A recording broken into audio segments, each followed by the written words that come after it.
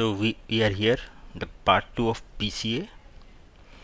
We'll write down codes in Python and we'll use the same calculation or same math that we had used in our lecture 1, and we'll see as well as compare with the built-in package that comes for PCA in Python and see the results or compare the results at the end.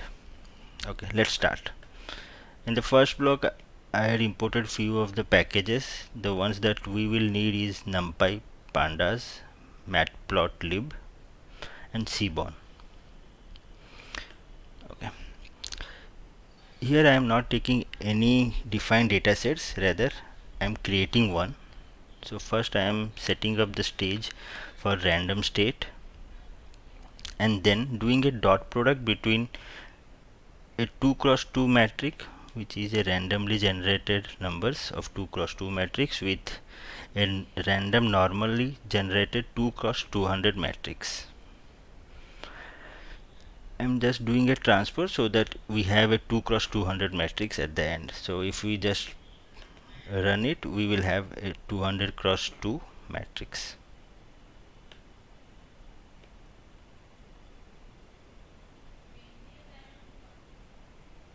Okay, now let's plot all the points that we have just generated. We'll use this particular code plt.scatter. Here I am sending the first column information and over here the second column information. So we can see how the data is spread. So this is a 2 by 2D 2-dimension data set, and we will work on the PCA component now. The first one is we will use the covariance matrix, the first equation that we had seen in last lecture. Here the covariance matrix, I have initialized few of the components, that is eigenvalues, the eigenvectors to none, which we will be referring to in the subsequent functions which are a part of class PCA_COV, and to this function we will be sending n components, that is how many components we will be using for PCA. Okay. In the fit model I am first checking if I have any components made available to this particular function. If not, then it will automatically take the number of columns as the number of components. Then I am calculating the mean. np.mean will give the mean for each column or each attribute, and this is required in order to calculate the covariance matrix. Next we will calculate the covariance matrix. The first example for covariance matrix is I have used the NumPy package to, that is numpy.cov, where I am subtracting the mean from the x, that is the data set, and generating the covariance matrix. Else I can also write x transpose x, what we have seen earlier. These two will give the same result. Once we have the covariance matrix ready, the next part is calculating the eigenvalues and the eigenvector. For this we will use the NumPy package again, that is np.linalg.eig, and pass the covariance matrix. It will give us the eigenvalues and eigenvectors, but one thing we have to remember, the eigenvalues and the eigenvectors are not positioned in a descending order. So the next step is we sort the components in descending order by using np.argsort. Once that is done, we then create the projection matrix. Here we will be using the sorted array of the eigenvalues, and in that manner we will place the eigenvectors as well for the projection matrix. Once the projection matrix is generated, we will calculate the variance as well as the variance percentage. for each of the columns or each of the principal component. That is, as we had already discussed, the principal component 1 will have the maximum variance attached to it, then the second principal component will have a variance which will be less than the first, and so on and so forth. Once that is done, we'll call this transform function, where we will multiply the projection matrix with our centered data x minus mean,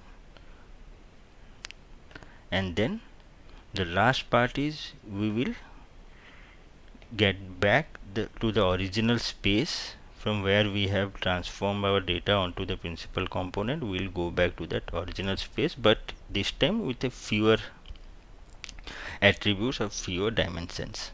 Okay, let's start.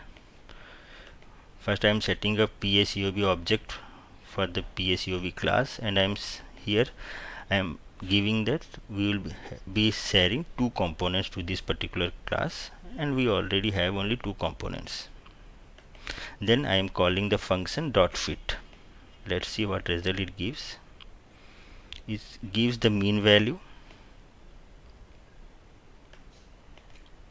the eigenvalue 0.76 and 0.02. For these two eigenvalue I will have two eigenvector. 0.94 minus 0.33 is one eigenvector, and the other is 0.33 and 0.94. We can see their values are similar, only with that minus 0.3 over 0.3, because these two are perpendicular to each other.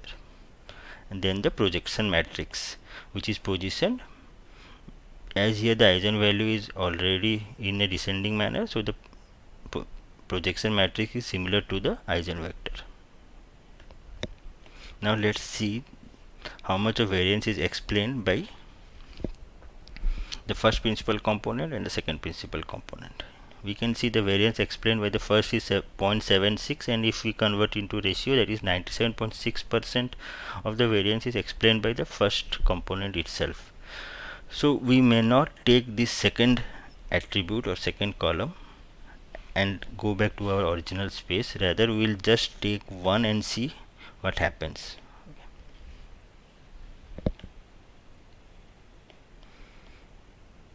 Now use the transform function. What transform is that? It multiplies our x vector, that is the centered x, by subtracting mean with the projection matrix. Okay. If we want, we can see how the output looks like.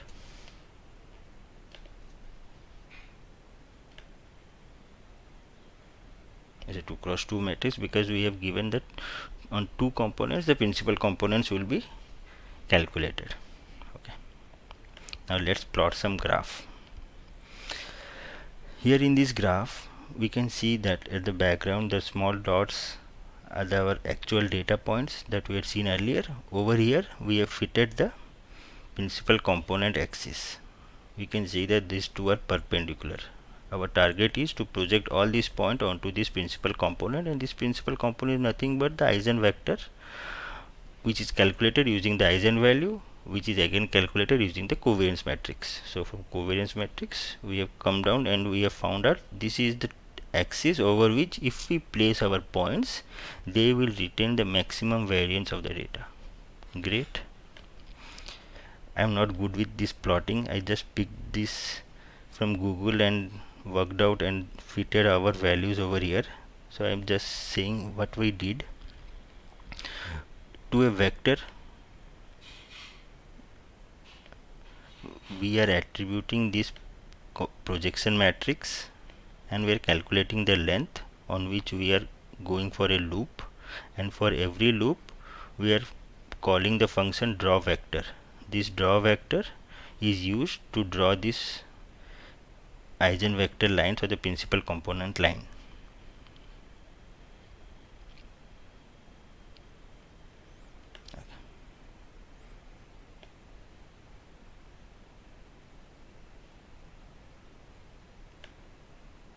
Now let's see what happens after applying the projection matrix or after the transformation is done.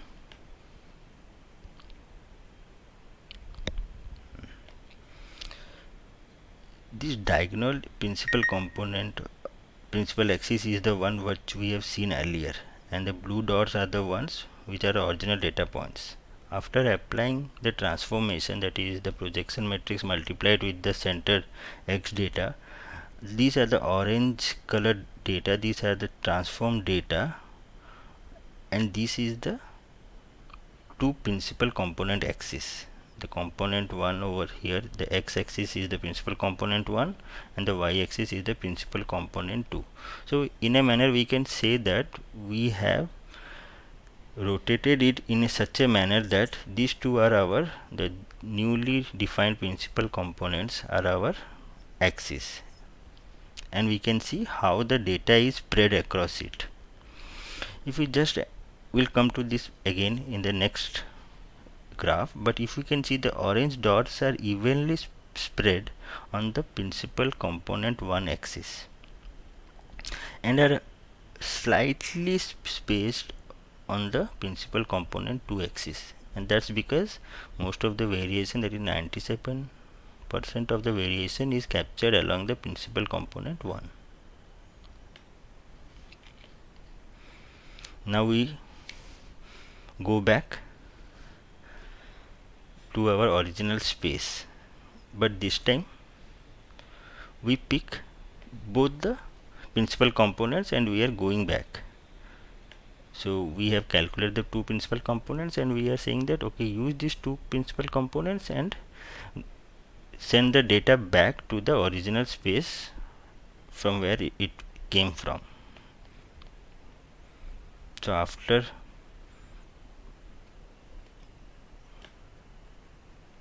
inverse transformation, this is how it looks like. The blue ones are the original ones and the orange ones are the ones that has been transformed and again set back to the original space. So now let's see, if I pick only one principal component, what would happen. So here we'll start from here.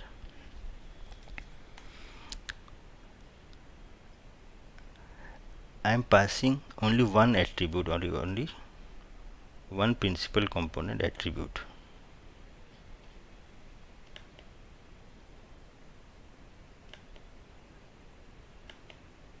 See the projection matrix over here, previously it was 2 cross 2, now it is a 1D. So that's the change. Now we will use the same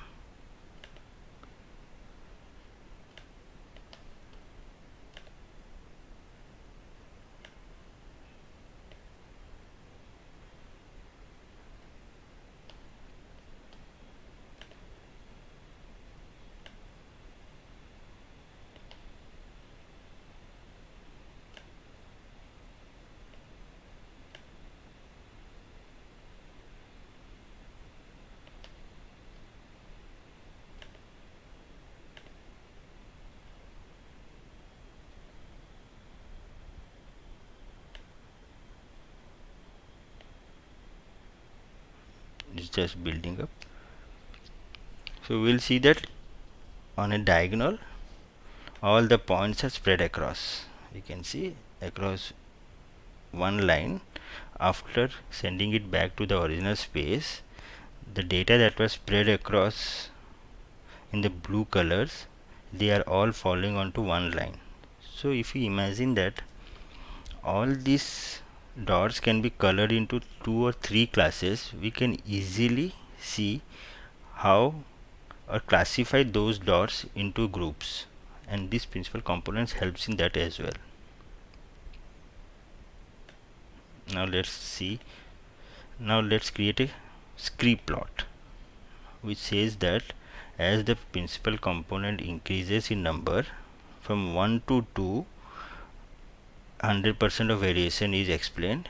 In 1, for one principal component, almost 97.5%. So similarly, if we have 10 or 20 or 50 principal components, we can create such a plot and see at what position or at which principal component count around 70 to 80% of the variation is explained, and discard the rest, go back to the original space with the fewer dimensions and see how the plot